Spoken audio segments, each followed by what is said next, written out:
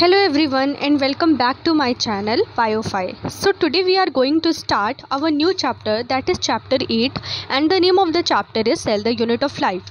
This chapter is very important for NEET, for CUET as well as for 12th and 11th portion because this is the basic chapter of biology, right? So अगर आप इस chapter को बिल्कुल ही अच्छे से पढ़ोगे तो आप लोग की बायोलॉजी का बहुत अच्छा सा बेस बन जाएगा। और ये चैप्टर जो है हमेशा आपके लिए इंपॉर्टेंट रहेगा। 11th के चैप्टर्स आप कवर करो, उसमें भी इस चैप्टर के कंसेप्ट आएंगे, एज वेल एज 12th के चैप्टर कवर करो, उसमें भी आपको इस चैप्टर के कंसेप्ट देखने को मिलेंगे।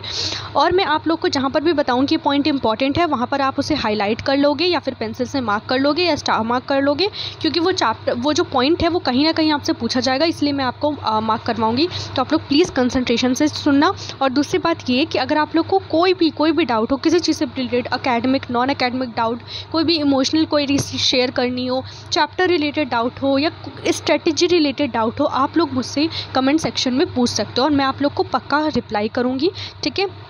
तो आप बिल्कुल ही फील फ्री करना अपने डाउट को पूछने के लिए, प्लीज़ बिल्कुल भी हेजिटेट मत करना, okay? And let's start the chapter, okay? So when you look around you see both living and non living things. You must have wondered and asked yourself, what is it that makes an organism living and what is it that an inanimate thing does not have which a living thing has? The answer to this is the presence of the basic unit of life, cell, in all living organism. तो यहाँ पर हमको बताया गया है कि जब भी हम अपने अगल बगल में देखते हैं तो हम हमेशा सोचते हैं कि हमारे अगल बगल में दो तरीके की चीज़ें हैं, लिविंग एंड नॉन लिविंग। और हमेशा हमारे मन में एक ख्याल आता है कि ऐसी कौन सी चीज़ है जो लिविंग के अंदर होती है पर इनएनिमेट थिंग के अंदर नहीं होती। अब यहाँ पर इनएनिमेट थिंग का मतलब क्या है? Non living. इनएनिमेट का मतलब होता है नॉन लिविंग, ठीक है? आप लोग लिख लो वहाँ पर, इनएनिमेट का मतलब होता है नॉन लिविंग। तो यहाँ पर हमको इस क्वेश्चन का आंसर दिया हुआ है कि जो लिविंग थिंग है उसमें सेल होता है। सेल जो है वो बेसिक यूनिट होती है सारी लिविंग ऑर्गेनिज्म की। All organisms are composed of cells. जितने भी ऑर्गेनिज्म हैं इस दुनिया में वो सब सेल से मिलकर बने हुए हैं। Some are composed of a single cell. कुछ ऑर्गेनिज्म सिंगल सेल से मिलकर बने हुए हैं and are called unicellular organism, और उन्हें हम यूनिसेलुलर ऑर्गेनिज्म कहते हैं। यूनि का मतलब होता है वन एंड सेलुलर का मतलब होता है सेल, यानी जो ऑर्गेनिज्म सिर्फ एक सेल से बने हुए हैं उन्हें हम कहते हैं सिंगल। जो सिर्फ सिंगल सेल से मिलकर बने हुए हैं उन्हें हम कहते हैं यूनिसेलुलर ऑर्गेनिज्म। वहीं while other like us composed of many cell and are called multicellular organism. वहीं दूसरे ऑर्गेनिज्म जैसे कि हमारी तरीके के जो ऑर्गेनिज्म है वो बहुत सारे सेल से मिलकर बने हुए हैं और ऐसे ऑर्गेनिज्म को हम कहते हैं मल्टीसेलुलर ऑर्गेनिज्म। मल्टी का मतलब होता है बहुत सारे एंड सेलुलर का मतलब होता है सेल, ठीक है? फॉर एग्जाम्पल हमारी बॉडी में बहुत सारे टाइप के सेल देखने को मिलते हैं, ठीक है? स्किन सेल देखने को आपको मिलेगा, ठीक है? आपको अलग अलग टाइप के सेल देखने को मिलेंगे हमारी बॉडी में, लाइक ब्लड सेल देखने को मिलेगा, आपको ब्रेन सेल देखने को मिलेगा, आपको बहुत सारे टाइप के सेल्स आपको देखने को मिलेंगे। तो हम मल्टी सेलुलर ऑर्गेनिज्म के अंदर में आते हैं और इसीलिए हमारी बॉडी में कॉम्प्लेक्सिटी भी ज़्यादा होती है। फिर यहाँ पर आपसे पूछा हुआ है व्हाट इज़ अ सेल। अब आपसे पूछ रहा है कि सेल क्या होता है। 8.1 पैरा देखिएगा, ठीक है? Unicellular organism are capable of independent existence and performing the essential function of life. यहाँ पर आपको बताया गया है कि एक जो यूनिसेलुलर ऑर्गेनिज्म है मतलब ऐसा ऑर्गेनिज्म जिसके पास सिर्फ एक सेल प्रेजेंट है, वो कैपेबल होता है इंडिपेंडेंट एग्जिस्टेंस के एंड अपनी लाइफ की कुछ इंडिपेंडेंट एग्जिस्ट करने की अपनी लाइफ में और अपनी लाइफ के कुछ इसेंशियल फंक्शंस को परफॉर्म करने के लिए, ठीक है? अपनी लाइफ में वो इंडिपेंडेंटली एग्जिस्ट कर पाता है और लाइफ के जो कुछ इसेंशियल फंक्शंस है उसे परफॉर्म कर पाता है। अब कौन से इसेंशियल फंक्शन, लाइक डाइजेशन हो गया, एक्सक्रिएशन हो गया, इन सबको एक यूनिसेलुलर ऑर्गेनिज्म जो है परफॉर्म कर सकता है। मतलब वो इंडिपेंडेंटली अपनी लाइफ जी सकता है और उसे हम कंप्लीट लिविंग ऑर्गेनिज्म मान सकते हैं। Anything less than a complete structure of a cell does not ensure independent living, ठीक है? तो यहाँ पर कह रहा है कि अगर कोई भी ऑर्गेनिज्म जिसके पास एक कंप्लीट सेल का स्ट्रक्चर प्रेजेंट नहीं है तो हम ये नहीं कहेंगे कि वो इंडिपेंडेंट लिविंग ऑर्गेनिज्म है। इसका एग्जाम्पल आप लोग यहाँ पे नोट डाउन करके लिख लीजिए, वायरस एंड सब viral particle like prions and viroid. Virus and prions and viroid इनके पास एक कंप्लीट सेलुलर स्ट्रक्चर नहीं प्रेजेंट होता तो हम इन्हें ट्रूली लिविंग नहीं मानते। Hence cell is the fundamental structure and functional unit of all living organism. इसलिए सेल जो है वो सारे के सारे लिविंग ऑर्गेनिज्म का fundamental structure and functional unit होता है, ठीक है? जितने भी लिविंग ऑर्गेनिज्म है उन सब में स्ट्रक्चर एंड फंक्शनल यूनिट एक सेल ही होता है। अब यहाँ से एक इंपॉर्टेंट लाइन स्टार्ट हो रही है, आप लोग मार्क कर लीजिएगा। Anton von Leeuwenhoek first saw and describe the life cell. आप लोगों से क्वेश्चन पूछ सकता है कि सबसे पहले लाइफ सेल को किसने देखा और किसने डिस्क्राइब किया? तो Anton von Leeuwenhoek first saw and describe the life cell. Anton von Leeuwenhoek ने सबसे पहले एक लाइव सेल को देखा और उसे डिस्क्राइब किया। Robert Brown later discover the nucleus. इस लाइन को भी मार्क कीजिए कि रॉबर्ट ब्राउन ने बाद में फिर न्यूक्लियस को डिस्कवर किया। ठीक है, तो ये दोनों लाइन इंपॉर्टेंट है। और आप लोग एक एक्स्ट्रा इन्फॉर्मेशन लिख लीजिए कि रॉबर्ट हुक जो थे उन्होंने सबसे पहले डेड सेल को देखा था। रॉबर्ट हुक ने डेड सेल को देखा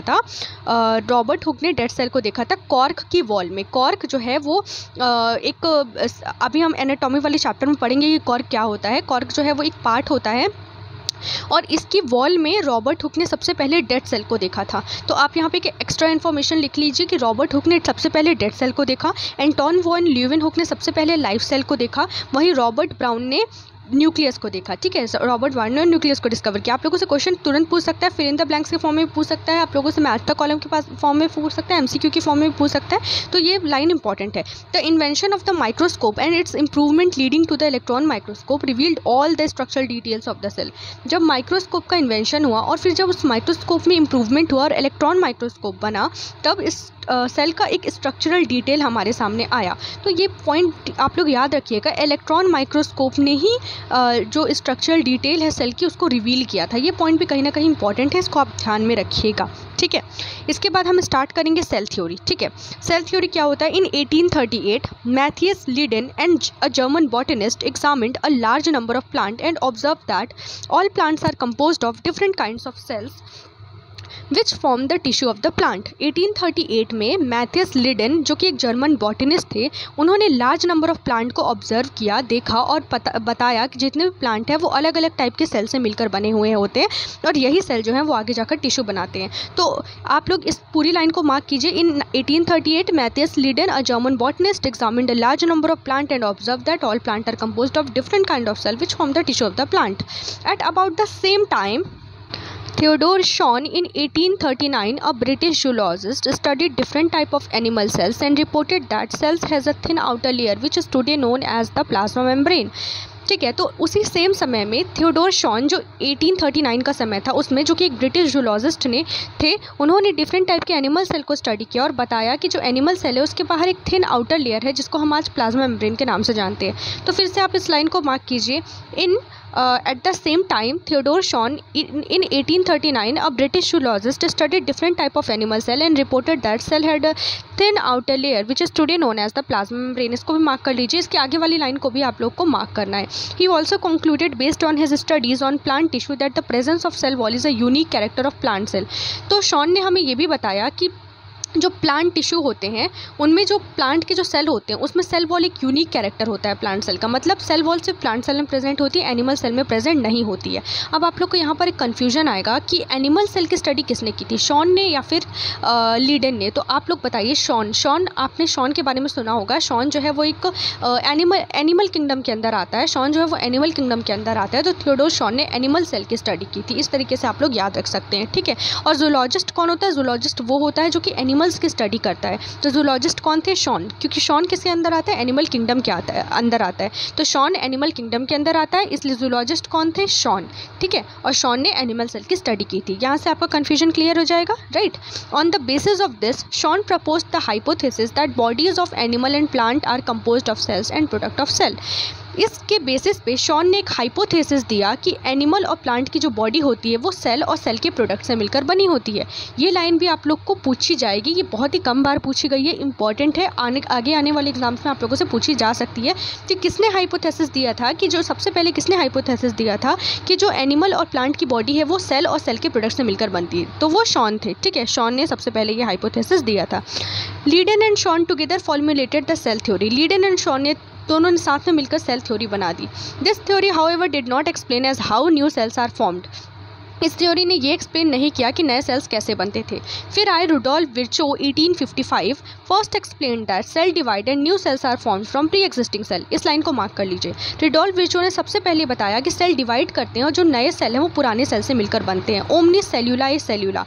रुडोल्फ विर्चो ने क्या कहा था? ओमनिस सेल्यूला ए सेल्यूला, मतलब new cells form from pre existing cells. ओमनी सेलुला या सेलुला को भी मार्क कीजिए। He modified the hypothesis of Schleiden and Schwann to give the cell theory a final shape. तो रुडोल्फ विर्चो ने लीडेन एंड शॉन की सेल थ्योरी को मॉडिफाई किया और उसको एक फाइनल शेप दिया। Cell theory as understood today, cell theory को आज कैसे जाना जाता है?